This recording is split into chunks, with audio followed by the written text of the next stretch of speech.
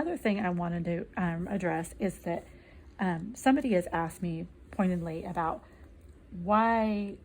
so many times I have pictures of, one clamp off or two clamps off. And this is why right here. So, a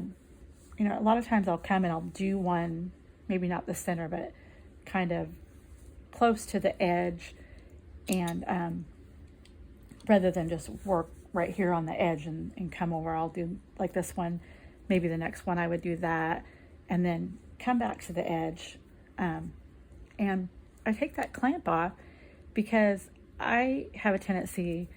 to want to do as much as possible within this frame, and so I have gotten the habit of taking 1 to 2 clamps off on the side, and usually this is enough to secure it, and I just get my hand under the hoop and I hang onto the frame kind of, and you can see I kind of pinch the quilt there at the frame, pull it tight, and then I can get so much more stitched before I have to change and move the frame. So it's just something that I didn't do at first. It took me years before I started doing it, and now I'm just super accustomed to it, and I do it all the time. I don't even think about it, and it just, you may not want to, but this is why I use a square frame, is because so I can use every single corner of my frame, and I'm not having to, which, I mean, you can do that with a circle frame or an oval frame, but it just seems more efficient for how many times I actually have to place the hoop on my quilt. And I'll spread a quilt out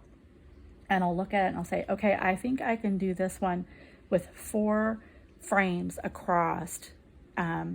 maybe 5 frames up or 6 frames up or whatever, and try to be efficient even in that first placement, so that when I move it to the side, I can get all of the border and not just have little like 5 inches on the sides where I'm trying to quilt. So then I would, like I said before, kind of hold the frame, pinch that fabric, and come up here, move over, and now up here maybe just hold the fabric and not the frame. And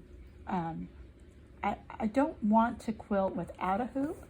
because I don't like the weight of having the whole quilt in my hands. It's really hard on my hands, but this way I can have a little bit of control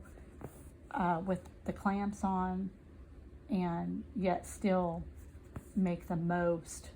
of what